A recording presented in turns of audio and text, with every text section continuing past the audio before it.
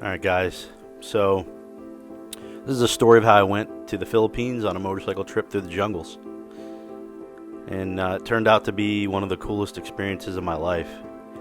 I highly recommend it. If you get the opportunity, anything like this, take it. Now this footage is from a few years ago, so I can't help but be a victim to nostalgia as I watch and narrate this. One of my biggest regrets was not immediately making videos about this amazing once in a lifetime, or twice in a lifetime in my experience. And I'll get into that later as far as how I went back, but this trip was really the most important one, I think, of my entire life, in terms of, seeing what I'm, not only what I'm capable of, but what I'm willing to do, and testing myself. Riding dirt bikes is one thing. Riding dirt bikes halfway around the world by yourself with no one around that you know, and risking it all, and risking yourself being injured to the point where you don't know if you can make it home. Probably not the smartest thing I've ever done, but it was definitely an experience, and it proved to me that I can do hard things, and that's something that I think everybody needs to do.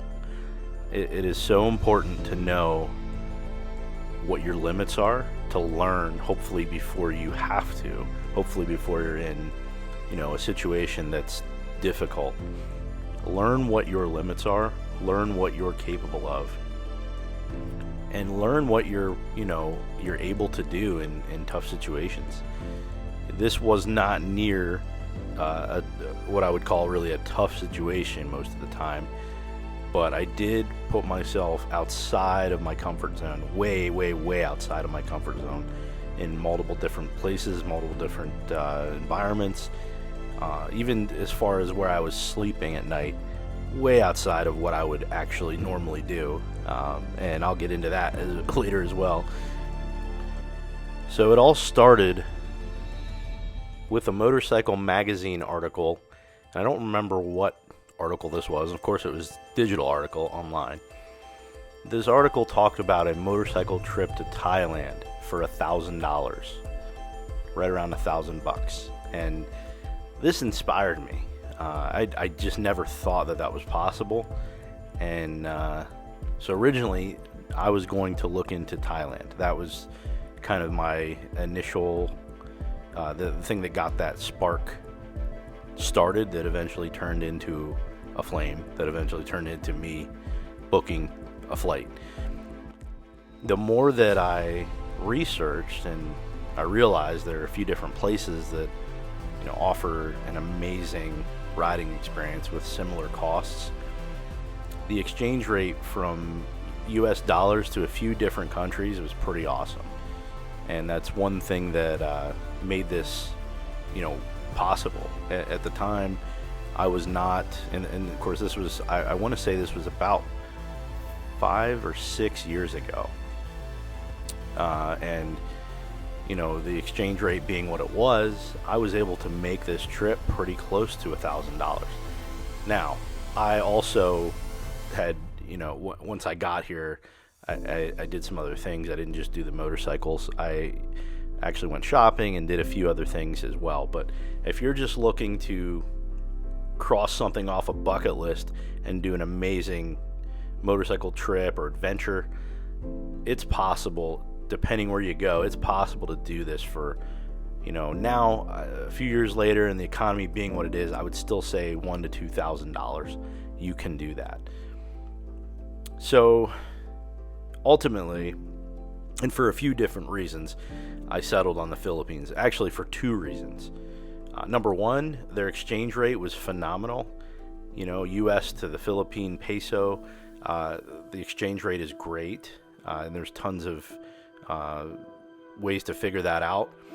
I actually ended up downloading an app that converted it for me so I could get a great idea on what I could and couldn't do, and also to make sure that I wasn't being ripped off when I'm buying some things. And the second reason is they pretty much all speak English there as their second language. They learn it in school. So almost everyone I encountered, even folks living in the jungles, I was able to communicate pretty easily with, and that made things way easier for me.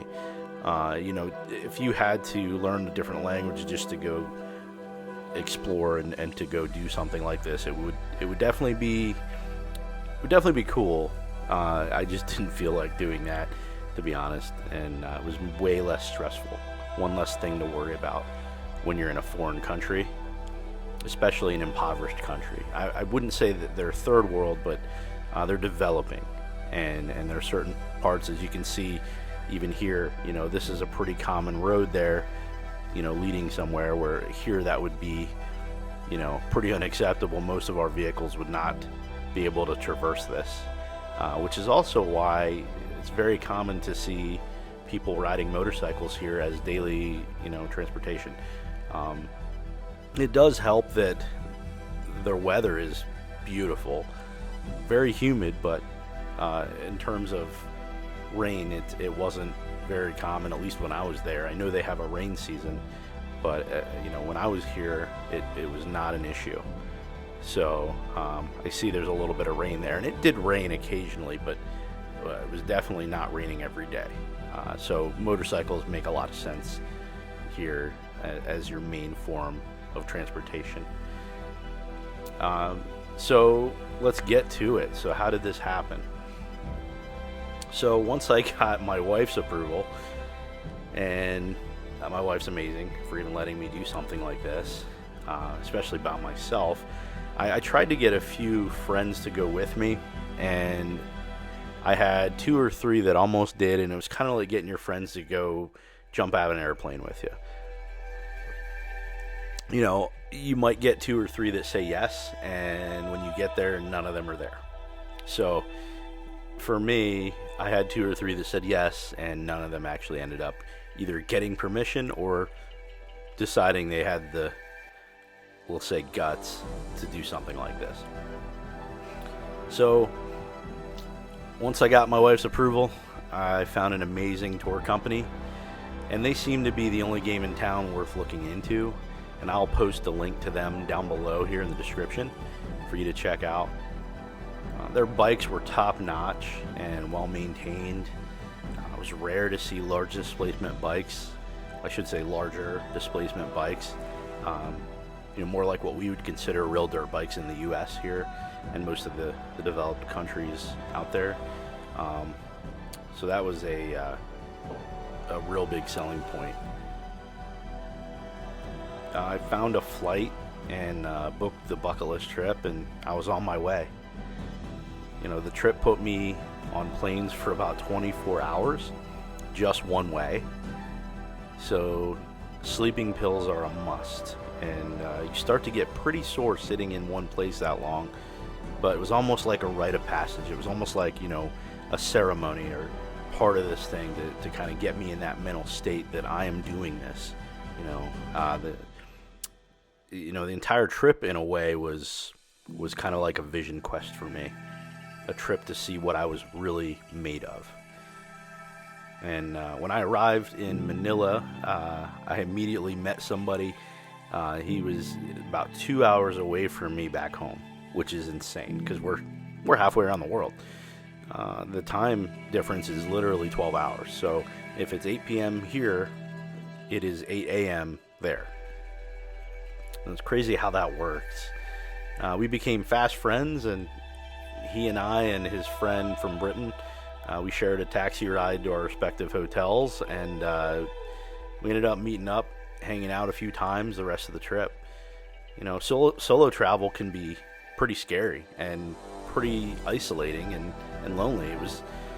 It was nice to have some friends. Here you can see, some of the kids, they live in those huts. These are people's homes, and I started to really. This is the first leg, the first day, a few minutes of this trip. What are we? 10 minutes in from when we left the compound, and we're riding through near people's houses. There's clothes hanging out to dry here. Small bridge that I probably would say probably didn't pass the codes here, but they did what they had to do. And here we are riding through some sketchy terrain, and this is where it started to get really fun for me. And I started to see exactly why I spent the money I did, which wasn't much, but I definitely got my money's worth, in the first day of this trip. And just being able to see how they live and how different it is from the way we live, not better, not worse, just different.